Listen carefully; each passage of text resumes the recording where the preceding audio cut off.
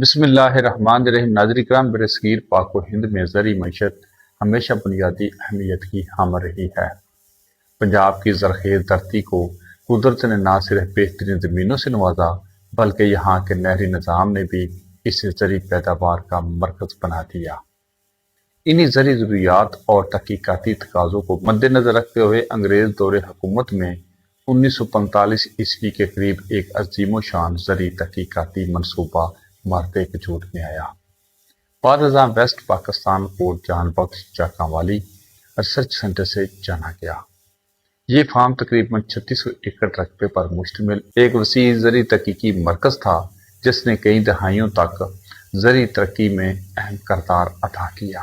1945 میں جب برطانوی حکومت پنجاب میں زرعی پیداوار بڑھانے کے لیے مختلف منصوبوں پر کام کر رہی تھی تو اس وقت نہری علاقوں میں ایسی زمینوں کی تلاش شروع کی گئی جہاں جدید زرعی تحقیق، بیجوں کی افزائش، آبپاشی کے تجربات اور نئی فصلوں کی آزمائش کی جا سکے۔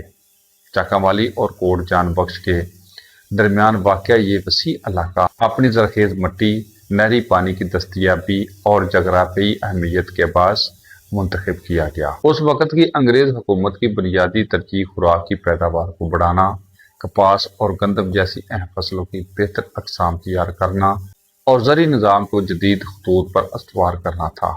قیام پاکستان کے بعد یہ فارم حکومت پاکستان اور بعد ازاں مغربی پاکستان کے زرعی اداروں کے زیر انتظام آ گیا۔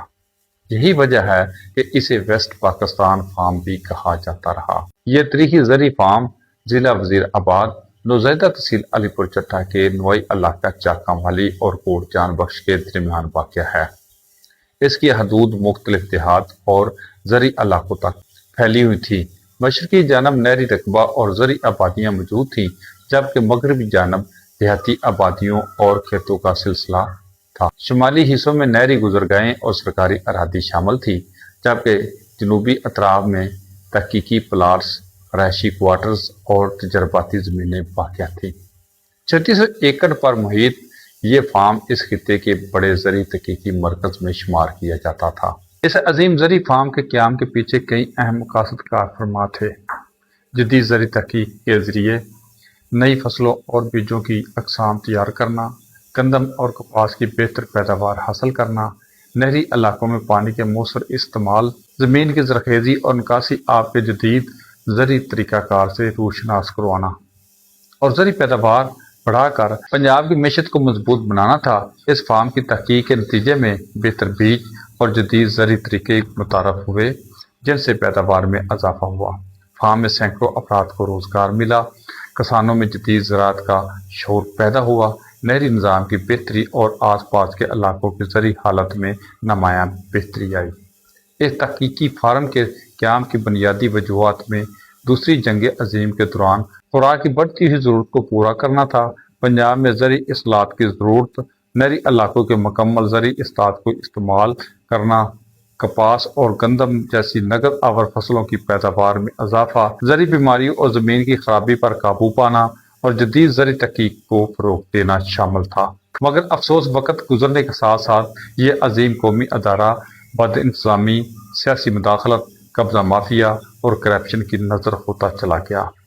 انگریز سرکار کے دور میں قائم کیا گیا یہ مضبوط زرعی نظام بعد کے ادوار میں ذاتی مفادات کی بینچ چڑھ گیا۔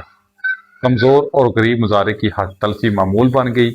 ناجائز اختیارات کے ذریعے غریب مظاہروں کو دبایا جاتا رہا جبکہ نچلی سطح پر الاٹمنٹ میں خرید و فروخت کا مکروہ دھندا پروان چڑھتا رہا۔ مینجمنٹ میں اقربا پروری عام ہو گئی، من پسند افراد کو نوازنے کا سلسلہ جاری رہا اور سرکاری اراضی مبینہ طور پر ارباب اختیار کی نگرانی میں خرید و فروخت ہوتی رہی۔ الا ماشاءاللہ سرکاری ریکارڈ کے مطابق وقت گزرنے کے ساتھ یہاں قانون شکر عناصر کی گرفت مضبوط ہو گئی۔ سرکار کی عطا کردہ اراضی پر کاشتکاری کے ذریعے رزق کمانے کے ساتھ ساتھ بعض عناصر اداروں کے خلاف زبان درازی، قانون شکنی اور گروہی طاقت کے مظاہرے میں بھی ملوث ہوتے گئے۔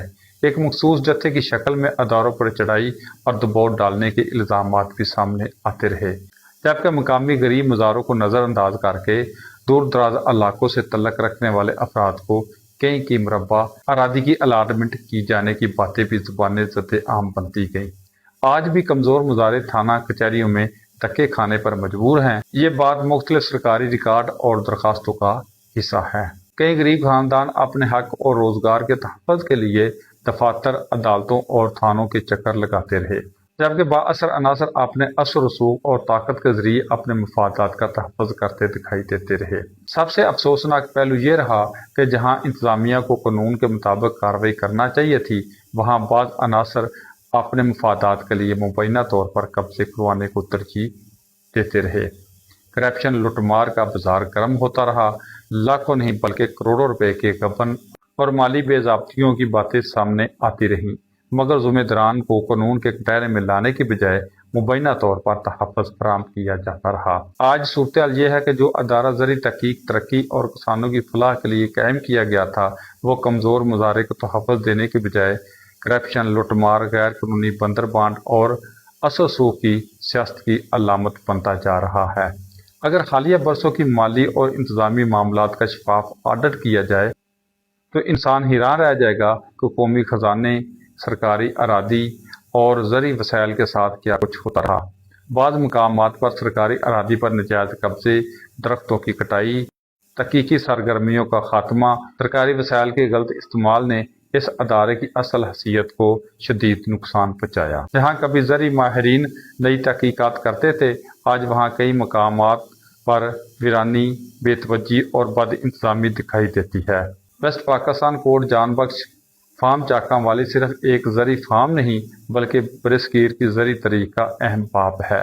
یہ ادارہ اس بات کی علامت ہے کہ جب ادارے میرٹ، دیانتداری اور تحقیقی بنیاد پر چلائے جائیں تو قومی ترقی ممکن ہوتی ہے، لیکن جب کرپشن، اقبا پروری، سیاسی مداخلت، قبضہ مافیا اور قانون شکنی اداروں پر مسلط ہو جائے تو عظیم ترین منصوبے بھی تباہی کے دہانے پر پہنچ جاتے ہیں۔ آج ضرورت اس امر کی ہے کہ اس تاریخی زرعی ادارے کا مکمل شفاف آڈٹ کیا جائے، ناجائز قبضے ختم کیے جائیں، غریب مظاہرے کو تحفظ اور انصاف فراہم کیا جائے، میرٹ کی بنیاد پر الاٹمنٹ کا نظام بحال کیا جائے اور اس قومی اثاثے کو دوبارہ اپنے اثر روح کے مطابق فعال کیا جائے تاکہ آنے والی نسلیں بھی زرعی تحقیقی قومی معیشت اور زمین کی اہمیت سے آگاہ ہو سکیں اور کسان جدید زرعی ترقی سے مستفید ہو سکیں اور اسی بنیاد پر ملک زرعی